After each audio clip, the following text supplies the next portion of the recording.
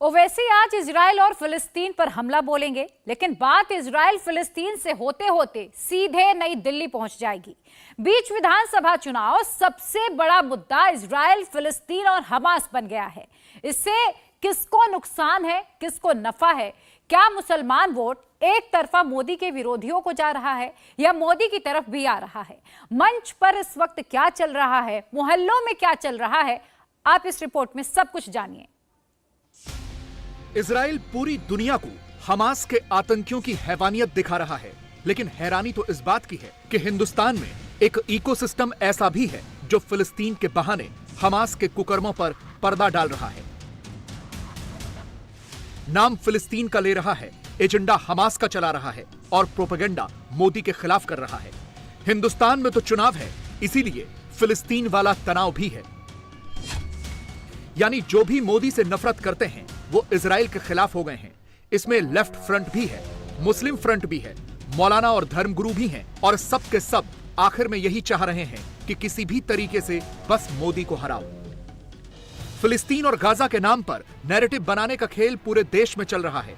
जाहिर है वो ताकतें भी एक्टिव हैं जिन्हें 24 का चुनाव नजदीक दिख रहा है और हैदराबाद वाले भाईजान को तो 24 के साथ साथ 23 भी नजर आ रहा है। तेलंगाना में चुनाव का ऐलान हो चुका है। जो नैरेटिव भाईजान का रहता है उसमें तो इजराइल और फिलिस्तीन पूरी तरह से फिट होते हैं। इसीलिए तो AIMIM ने आज हैदराबाद में जलसा बुलाया। नाम रखा एहतजाजी जलसाए आम। मुद्दा था फिलिस्तीन, गाजा और इजराइल के कथित जुल्म सितम। गाजा के लिए बाकायदा नमाज पढ़ी गई, आगे से बैरिस्टर ओवैसी ने लीड किया। मुद्दा सबका एक है, इजराइल फिलिस्तीन की बात करो और किसी भी तरह से मोदी के नाम पर पब्लिक को भड़काओ। यह सिर्फ हैदराबाद में नहीं हो रहा, हैदराबाद से सैकड़ों किलोमीटर दूर बिहार में भी हो रहा है। यहां भी मुसलमानों के 17% से ज्यादा वोट हैं। हमारा मुल्क जो भारत है कभी भी जुल्म के जालिम के साथ खड़ा नहीं हुआ। वो चाहे भारत के पहले प्रधानमंत्री जनाबे जवाहरलाल नेहरू, लाल बहादुर शास्त्री, श्रीमती इंदिरा गांधी या भारतीय जनता पार्टी के लीडर श्री अटल बिहारी वाजपेयी हो, सबने यही कहा कि इस्राइल ने फलस्तीन की जमीन पर कब्जा किया है, यह जालिम है इस्राइल, सबने कहा। लेकिन इस्राइल का मौसिएरा भाई आज के दिन में सत्ता में है भारत में। असल में इंडिया अलायंस के नेताओं को यह साफ साफ दिख रहा है कि 24 के चुनावों के लिए मुस्लिम वोटों को एकजुट करने का यही सही समय है। इसीलिए गाजा पर जुल्म सितम की बात हो रही है और पार्टियों ने अपने मुस्लिम चेहरों को आगे कर दिया है। उन्हें साफ साफ कह दिया है कि खुलकर कहो। इसका अंजाम इजराइल को आखिरकार समझौता करना पड़ेगा फिलिस्तीनियों से, क्योंकि कितने आप मारोगे, कहाँ तक मारोगे। जब तक एक फ़लस्तीनियों का कहना यह है, मैं तो यासिर अरफात से मेरा बहुत ताल्लुक़ रहा और मैंने उनसे बहुत बात की है, बहुत मिला, और मैं यहाँ से मिसेस गांधी ने मुझे स्पेशल जहाज़ दिया था 1981 में और मैं यहाँ से इमदाद लेके गया था यासिर अरफात के लिए, फ़लस्तीनियों के लिए, जब उन्हें मोशे दयान ने घेर लिया था साबरा और शतीला के कैंपों में लबनान में। तो मैं तो बहुत करीब से मैंने सारी चीज़ों को देखा है और मैं आपको कहता हूं कि जब तक एक फ़लस्तीनी बच्चा भी ज़िंदा है तब तक वो लड़ते रहेंगे। तो अरब हथियार डाल दें, सारे दुनिया के अक़वाम मुत्तहिदा हथियार डाल दें, ह्यूमन राइट्स वाले हथियार डाल दें, सारे मुसलमान हथियार डाल दें, लेकिन फ़लस्तीनी हथियार नहीं डालेंगे। वो अपनी ज़मीन के लिए, अपनी माँ के लिए, जिस तरह हिंदुस्तानियों के लिए भारत माता है, उनके लिए उनकी माँ है वो फ़लस्तीन की सरज़मीन, उसके लिए वो अपनी जंग लड़ रहे हैं और वो लड़ते रहेंगे। तो इसलिए आखिरकार इजराइल को ही समझौता करना पड़ेगा और मुझे यकीन है कि इजराइल को झुकना पड़ेगा। जितना बम्बार्डमेंट करनी है वो कर लें। तरह तरह के मौलाना भी एक्टिव हैं। उन्हें भी सब पता है कि कैसे मुस्लिम वोटों को एकजुट रखना है। इसीलिए बात तो वो गाजा और फिलिस्तीन की करते हैं, लेकिन मोदी को कहीं न कहीं से घसीटी लाते हैं। एक मौलाना तो इसमें मोदी के साथ साथ हिंदुओं और सनातन धर्म को भी घसीट कर ले आए हैं।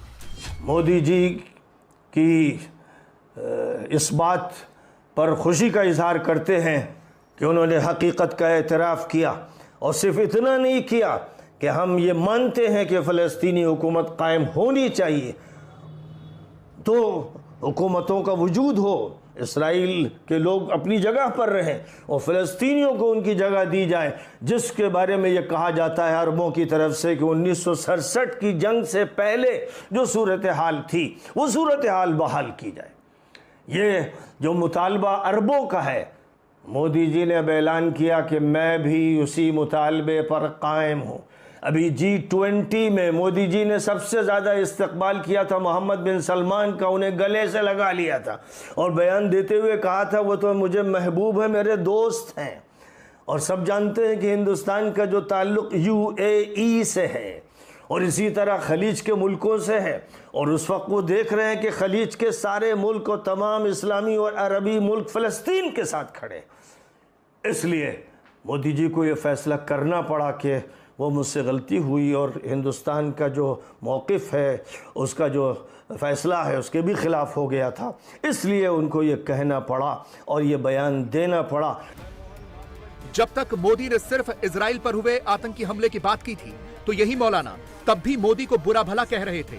अब मोदी ने फिलिस्तीन के राष्ट्रपति से भी बात कर ली, गाजा में भारत की तरफ से मानवीय मदद भी भिजवा दी, लेकिन फिर भी इन मौलानाओं को मोदी में ही खोट दिखता है।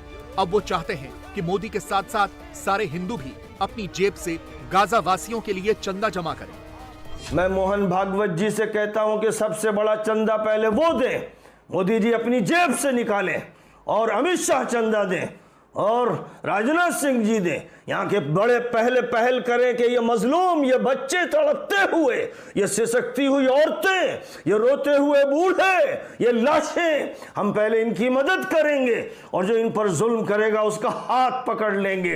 एक अपील मुझे ये करनी है कि पूरे मुल्क के तमाम इंसान तय कर लें कि इस वक्त हमको ज़बरदस्त तरीके पर चंदा करना है। हमें गज़ा के मज़लूमों के लिए, वहाँ के बच्चों के लिए, औरतों के लिए, वहाँ के प्यासों के लिए, भूखों के लिए, वहाँ के ज़ख्मियों के लिए, और वहाँ जो लोग रुखसत हो गए उनके परिवार के लिए, पूरे मुल्क से कहता हूँ, हिंदुस्तान से कहता हूँ, पाकिस्तान से कहता हूँ, दुनिया भर के इंसानों से कहता हूँ, तमाम हिंदुओं से कहता हूँ कि अगर तुम्हारे अंदर इंसानियत है, मानवता है, और अगर तुम सनातन धर्म को मानने वाले हो तो तुम्हारा काम है कि उन मजलूमों की, बच्चों की, औरतों की मदद करो। और सब लोग तय कर लें कि चंदा दिया जाएगा कश्मीर से केरला तक, बल्कि पूरी दुनिया के एक किनारे से दूसरे किनारे तक। ऐसा लग रहा है कि फिलिस्तीन और गाजा पर एक ही तरह की बैटरी एक्टिव है, एक ही तरह का इकोसिस्टम चल रहा है। कहीं से कोई टूल किट है जो एक ही नंबर से फॉरवर्ड होकर सारे मौलानाओं, मुफ्तियों और मुसलमानों की बातें करने वाले नेताओं तक जा रहा है। एजेंडा भी एक है और प्रोपेगेंडा भी एक है। मैं स्टेज से पूरी दुनिया के हुक्मरानों को पैगाम देना चाहता हूँ, पूरी दुनिया के हुक्मरानों को पैगाम देना चाहता हूँ। तू क्यों ईसाई का तलवा चाहता है? तू क्यों यहूदी का तलवा चाहता है? डीजल तेरे पास, पेट्रोल तेरे पास, गैस की सेलिंग तेरे पास। आज मैं इस स्टेज से यानी पूरी दुनिया को पैगाम देना चाहता हूँ। ऐ सऊदिया के रियाद में अय्याशी करने वालों, तुम कब तक अय्याशी करते रहोगे? तुमको उस नन्हे मुजाहिद का खून दिखाई नहीं आता कि तुम अपने घरों में अय्याशी करते हो। नन्हे मुजाहिद अपने खून की बाजी लगाते हैं। तुम अगर उनका तलवा यानी चाटना छोड़ दो और तुम आज से ये पाबंदी लगा दो कि हम डीजल यहूदी को नहीं देंगे, हम पेट्रोल यहूदी को नहीं देंगे, हम गैस यहूदी को नहीं देंगे। गजा पे अब भी यानी पानी बंद है, वो थोड़ा थोड़ा पानी आता है, वो खत्म हो जाता है। मैं कहता हूँ कि ये जुल्म की इंतहा कर दी इजराइलियों ने, ये जुल्म के यानी जुल्म की हद पार कर दी इन यहूदियों ने। गजा के ऊपर में पानी बंद है, नन्हे नन्हे बच्चे 10 दिन से 12 दिन से पानी के लिए तड़पते हुए नजर आते हैं। इसलिए मैं अपने मुसलमान भाई को पैगाम देना चाहता हूं कि हमें करना यह है कि जितने भी इजराइल के प्रोडक्ट चलते हैं हिंदुस्तान में, हमें वो नहीं लेना है। उनका जो भी प्रोडक्ट होगा हम उसको बाइकआउट करेंगे ताकि हमारी रकम उनके जेब में ना जा सके और उस रकम की बुनियाद पे वो मुसलमानों पे जुल्म ना कर सके।